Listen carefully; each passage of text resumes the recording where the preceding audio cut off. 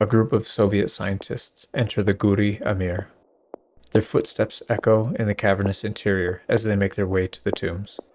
Shouting erupts from behind. A group of locals run frantically, imploring the Soviets to reconsider their incursion into the catacombs. One tomb in particular is of great interest to them. A jet-black coffin made of ebony, adorned with rare jewels and intricate carvings. One of the locals pleads to leave the tomb intact, translating an inscription from it in a language long since forgotten. "Whosoever disturbs my tomb will unleash an invader more terrible than I." The scientists shrug the warning aside and crack open the tomb. The air quickly fills with a sharp, choking odor of resins, camphor, rose, and frankincense. Inside lay the corpse of Amir Timur, undisturbed for nearly 600 years. The scientists continue their quest, removing the tomb and its occupant for further study back home. Exactly 2 days later, the largest army ever assembled by a single nation began its lightning invasion of the Soviet Union. Operation Barbarossa had begun, under the leadership of Adolf Hitler. In the coming years, Operation Barbarossa would swallow millions of lives, both civilian and military. Tamerlane's curse had been unleashed upon the Soviets.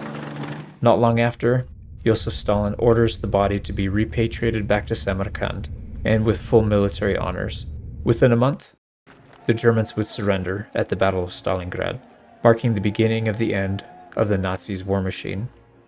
Tamerlane's curse has been abated. For now. Timur was a Turco-Mongol born in modern-day Uzbekistan. He was tall and broad-chested. In his youth, he was shot with arrows in his right arm and leg, which left him missing several fingers and a debilitating limp. It's from these disfiguring injuries that he gets the nickname he's famous for, Tamerlane, which means Timur the Lame. We will be focusing our character build around cunning and intelligence to make up for his permanent injuries. Scouting will be key, as avoiding capture is a matter of life and death. Steward and medicine are also very important and will be focused on heavily soon.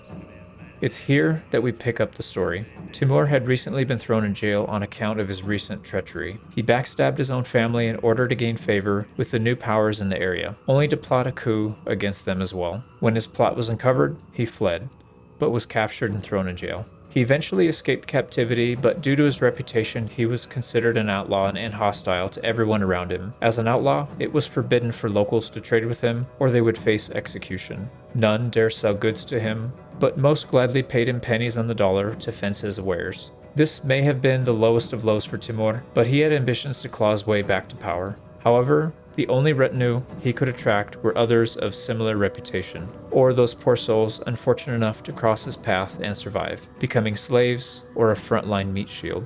However, all of this would be for naught if he could not find the most basics for survival: a weapon and food. Being completely broke and barred from trading, he would have to rely on his cunning to accomplish this. Having avoided other bandits and the Vlandian army in the area, he stumbled upon a hideout along the coastline.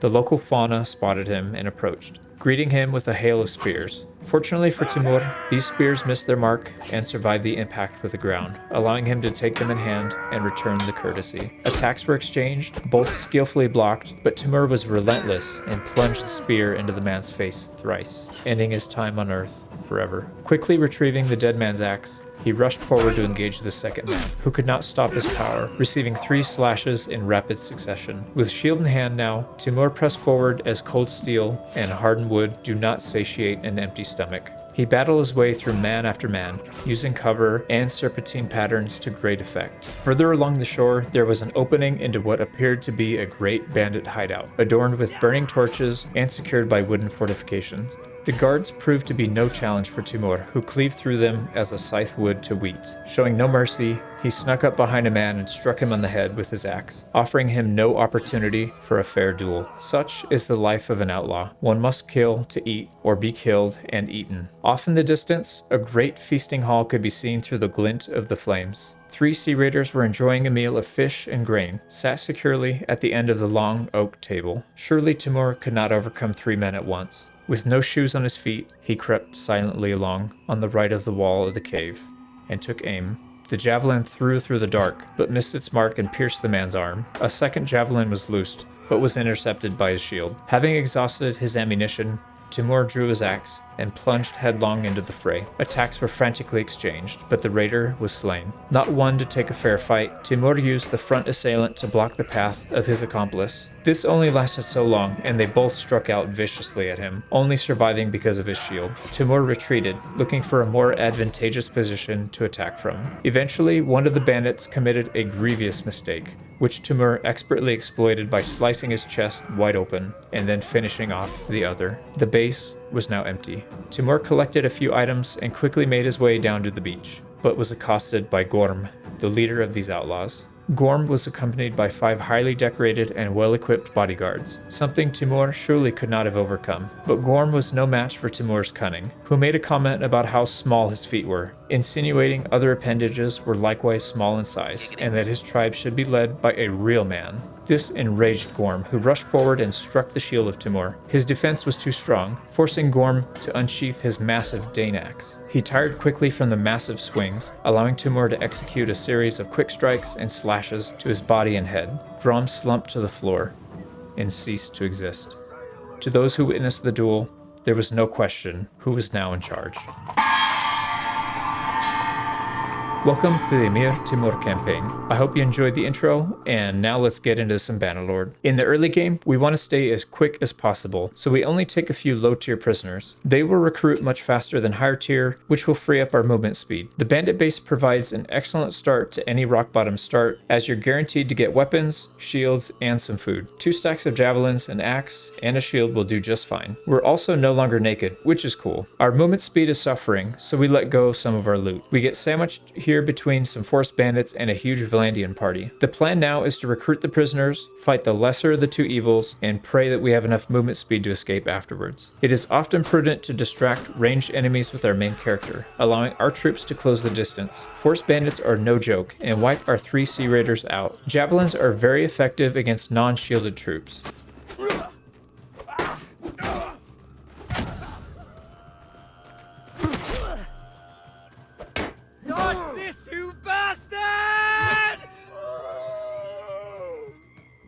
Once again, we dump loot, but it's not enough. Disorganized state movement debuff causes our capture. The nice thing about being captured is that when we do manage to escape, we earn some roguery XP for it. Now that we have some weapons and a shield, we can safely make our way back to the steppes to recruit some of our own people. It takes us nearly a week to reach Khazate territory, and we've used up the last of the food reserves. We must take a fight immediately and hope to scavenge some food or risk starving to death. Unfortunately, no reasonable targets were available, so now we have only a couple options. Get captured or find another bandit hideout. Being captured allows us to recover some of our food, but it's not enough to be combat ready. There are typically steppe bandit hideouts along the border of the map, but no such luck this time, so we head further north. We hitch a second ride with the looters and some steppe bandits in the area, which means there must be a hideout nearby. Eventually, we find it just past the river and head straight for it. Why yes, we would like an escort there. Thank you, gentlemen. Waiting inside the bandit hideouts provides several benefits. You can't be attacked, you heal HP, and most importantly, your food consumption stops. Our main goal here is to capture prisoners, since they are all mounted and will add campaign movement speed. Pro tip,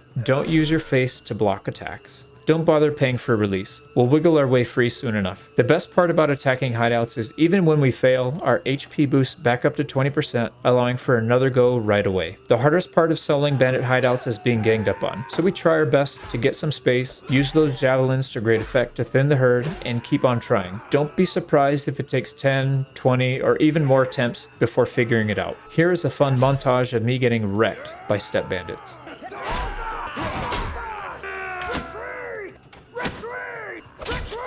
A quick note, each time we kill bandits in a hideout, but don't finish off the boss, we'll reduce the population of the hideout. It will never go below 7 though, and any troops that are replaced will be tier 4. This is a great way to farm up higher tier units from camps. Okay, we finally made it to the end, and the steppe bandit boss has a glaive that is best to stay away from. He also lacks a shield, and is an easy target for missile weapons. We pick up a few mounted prisoners, some nice armor, a little food, and most importantly, a mount to ride. This will dramatically increase our movement speed now. We aren't out of the woods yet though, and we have only a single grain for food and 3 prisoners slowing us down. Khuzait lands are no place to muck about since steppe bandits often move extremely quickly. We can use bigger, slower parties to help us out as well. They're too slow to catch us, but if we stay close by, they'll scare off the smaller parties that could catch us, allowing us to easily make our escape when the coast is clear. Once again, we're in a tough spot. We need time to convert prisoners, but are on limited time because we have no more food. We convert a couple of prisoners and search for some looters to abuse. With 2 horse archers on our side, it's simply a matter of shooting and moving once they get into rock throwing range. Things are looking up. Olives, meat, and grain, oh my. We've got gear, food, some money in the bank, and a few troops on our side. Now we need to find more troops to recruit as we will need them to form the foundation of our party. One can never destroy too many looters. We spot another hideout to the south and assault it. With 3 archers behind us for support, clearing the hideout is significantly easier. Our job is to block incoming attacks with our shield, allowing our archers to clean up. Once again, the boss has easy work with a couple of javelins. We pick up 4 more prisoners to add to the ranks. If you can find steppe bandits that have prisoners, they may be slow enough to catch. Be sure to pick off stragglers with a mace, as that will guarantee we get some prisoners out of the battle. Add 2 more to the list. Sweet. The tier 2 steppe bandits are absolute trash, but they will keep the party movement speed high, so we generally will keep them early on. We have quite a few prisoners now and need time to convert them. It would be best to avoid taking too many at once, as that would make our party vulnerable by slowing us down. We continue to farm looters and small steppe bandit parties as opportunities present themselves. The next several days we spend chasing parties that were too fast for us to catch. This reminds me of the time I learned about the sunk cost fallacy. I guess I still didn't learn my lesson. Even after all these hours, I still make dumb decisions and get stabbed in the face.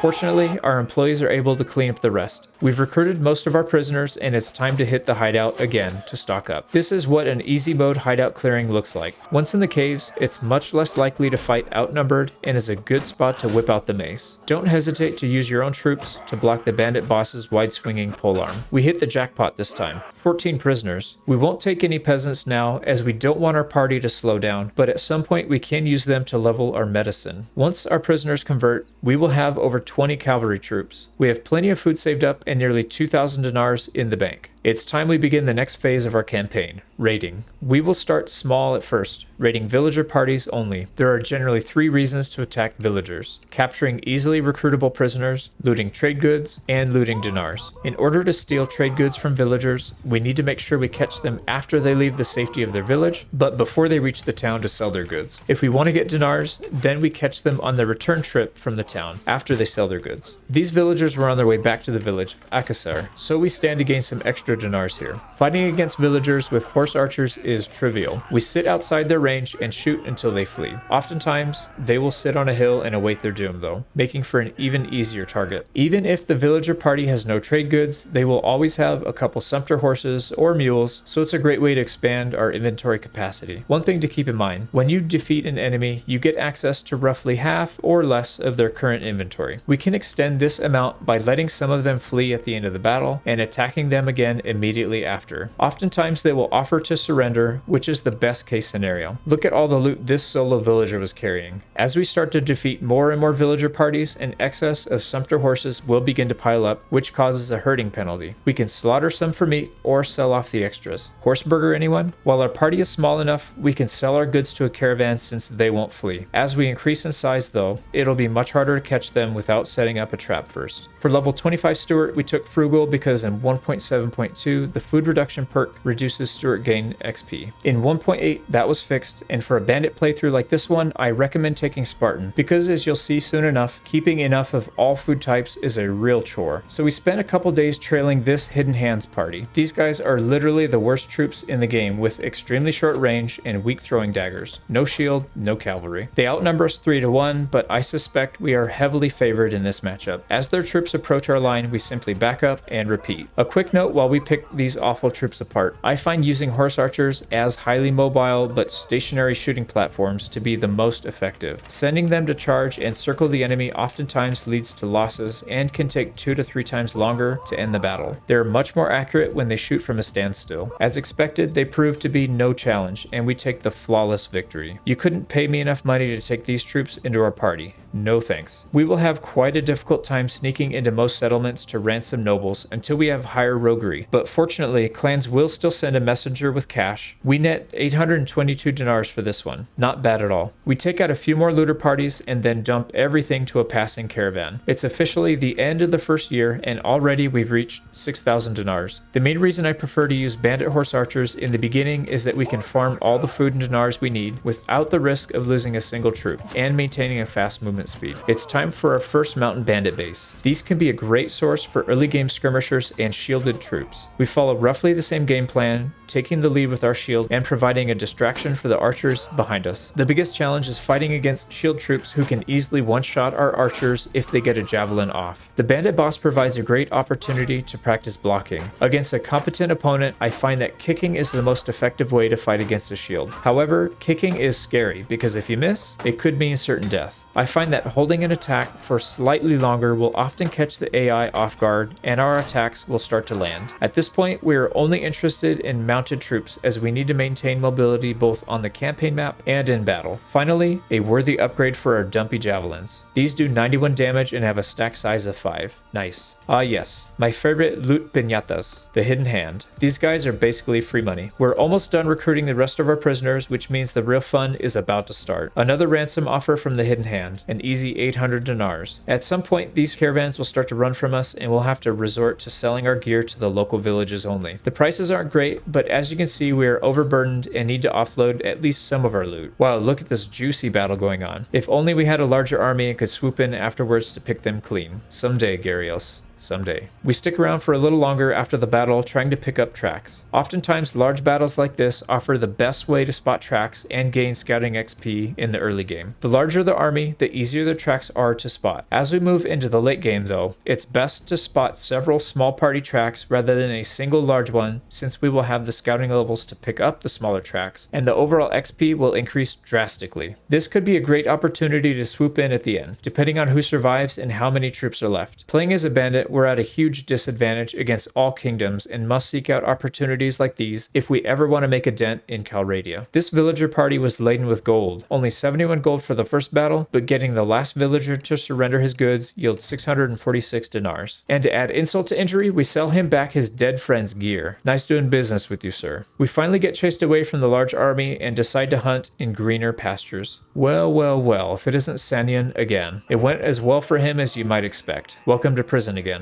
Time to follow this army around to pick up some scouting. The sooner we reach 275, the sooner we can dominate the map, as will be impossible to catch. Another offer to free Sanyan comes in, 896 this time. Nice doing business with you, and we'll see you again in a week. Now that we have a decent sized party with over 20 horse archers, we need to change our focus just a bit. To reach the late game, we'll need to level Stuart to 275 or higher in order to field a large army of higher tier troops and be able to afford their wages. But since we can't buy food, we have to be strategic about how we acquire it. These villagers are heading from their sheep farm to sell wool, but they also have some butter and cheese, which we need. 3 cheese and 4 butter. Not bad for a smaller party. If we were low on meat, we could also slaughter the sheep. And because we let one villager live, we can re-engage immediately and gain another 2 of each. And because we are savages, we will sell all of their loot back to the village and take the 1,000 dinars. An interesting thing happens when you sell loot to a village. The villagers will pop out soon after to bring the items you just sold with them to a town. This can be a great way to force villagers of a certain type of food to come out quickly rather than waiting the 2 or 3 days like it usually takes. This poor village just lost their friends,